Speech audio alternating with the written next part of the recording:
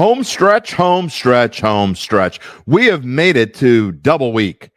We are doing 2 previews a day, Tuesday through Friday, and we're starting off birthday edition. Little did I know when I started these previews, I wasn't even thinking about it, that I was going to spend my birthday with the Chicago Bears and the Detroit Lions. First, the Chicago Bears and the NFC North. This is bet.noah.com, powered by the Dattitude Podcast. I am Jim Derry, and this is team preview number 21 of 32. And the Bears, well, you talk about the Bears, it's pretty simple. I mean, you see Matt Eberflus's name on there. You can talk about Tremaine Edmonds. You can talk about David Montgomery leaving. You can talk about DJ Moore. Look at the screen. It doesn't really matter. It's all about Justin Fields. In fact, for the next 8 to 9 minutes, we're just going to call this the Justin Fields Show. And it starts right now.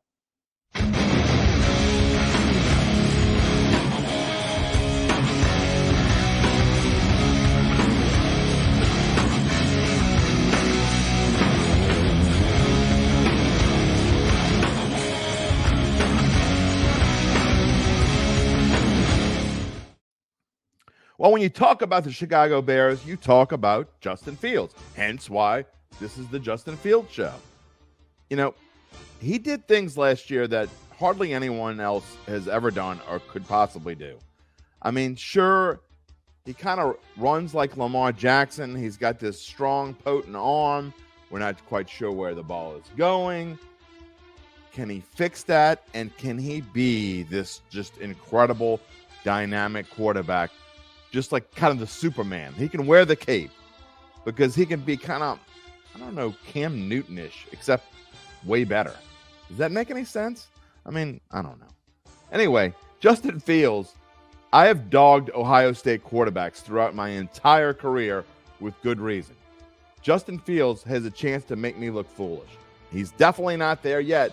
He is unpolished. He has a long way to go, but he certainly has the capabilities and the potential to be one of the best quarterbacks that we've seen in quite a while. He could be Patrick Mahomes with power. A lot of things he could be. The fact is, the Bears were 3-14 last year, which I don't care who you are, that's just not very good. So when you want to compare a team, again, what's the next team that we're doing today? The Detroit Lions. They could be like the Detroit Lions. Detroit Lions won 3 games in 2021, won 9 games last year, and just missed the playoffs. That's only because they started so poorly. Could these Bears kind of follow in those same footsteps? Well, I'm not ready to give away my predictions yet. We have way too much for me to talk about first. First off, we kind of have to figure out whether this Bears team is a team that is going to be more like the one that started off the season. They started off 2-1. They beat the San Francisco 49ers 19-10 in the muck and the mire of Soldier Field. Won a nail-biter against Houston a couple weeks later. Started off 2-1.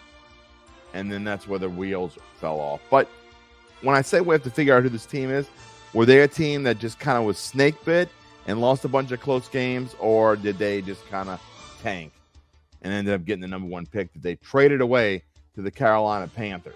And in return, they did get receiver DJ Moore, who is going to play a huge role in this team. Again, we talk about Justin Fields and whether he can get better. One of the problems that he had is he just didn't have enough receiving help.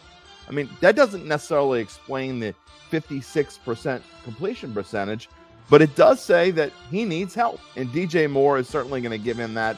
And that could open up the way for Darnell Mooney to be a more important receiver. Out of Tulane, by the way. New Orleans. There's a Chicago-New Orleans connection. Could that make the Bears better? It didn't last year. But what did the Bears do when they went out in the draft? After they traded that number 1 pick, they were able to get a bunch in return besides DJ Moore. Who can deny that it was a great deal for them? Because we talked about Darnell Mooney. Well, they got another Darnell in the draft. With their first pick, the 10th overall, they got Darnell Wright from Tennessee, a tackle that they so desperately need. They're going to help their offensive line. And, they're going to help the defensive line as well. So with all the deals the team made, that's great. You got a lot of picks you needed. You got some talent. You got DJ Moore, which we talked about. But how could you let David Montgomery go?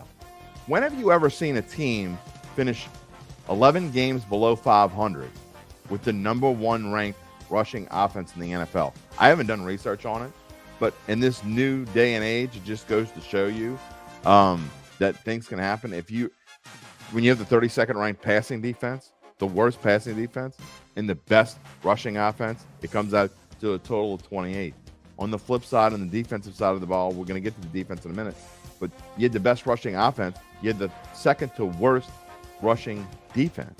You let David Montgomery go. It's going to be almost impossible to stay up there in the top, even 5. As good as Justin Fields can run the ball, and great, you got Khalil Herbert.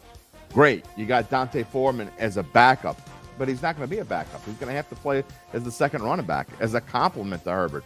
He's not going to be a backup. He's going to have to play a whole bunch. He's going to need 12, 14, 16 carries a game, and he's already a little bit banged up.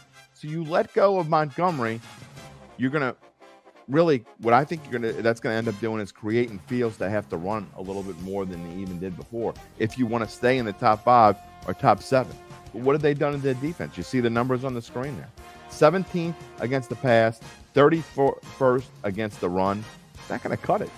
29th overall defense. Well, what did they do? They went out in free agency. They certainly did a good job there. Linebacker Tremaine Edmonds signed him to a 4-year, $72 million deal. Also got defensive end DeMarcus Walker from Tennessee.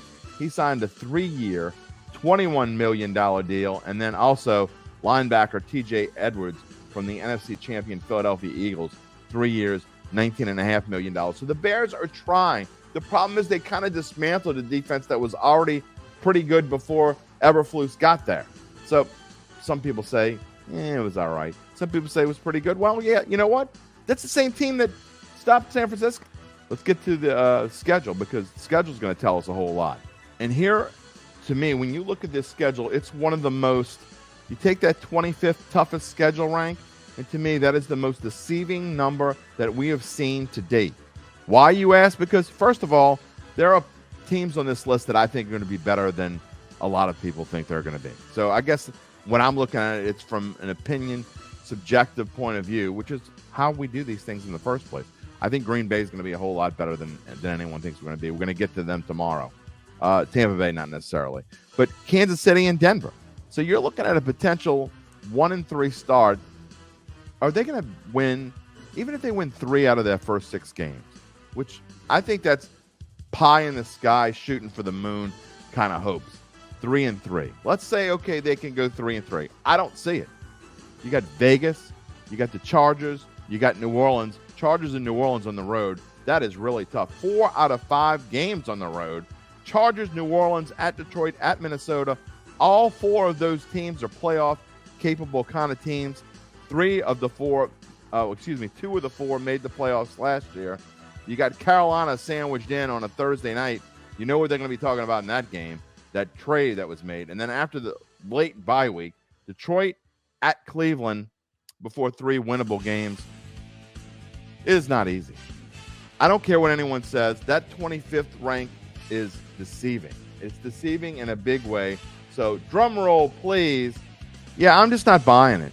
I'm just not buying that they're going to be better. 6-11. Under 7.5 wins. A lot of times I put bets on here. They're my best bet because I really don't have a bet. Well, this is an actual bet. 7.5 wins.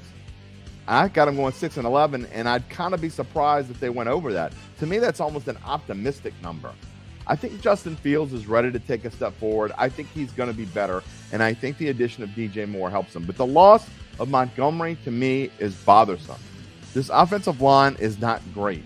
That's bothersome. The fact that this defense was 32nd last year, and they made some key signings, but you don't go from 32nd to 10th. Okay, and that, to me, the Bears to be in contention to make the playoffs and be better than 7.5 wins, to me, their defense had to get significantly better. Another team, lots of hype placed on them.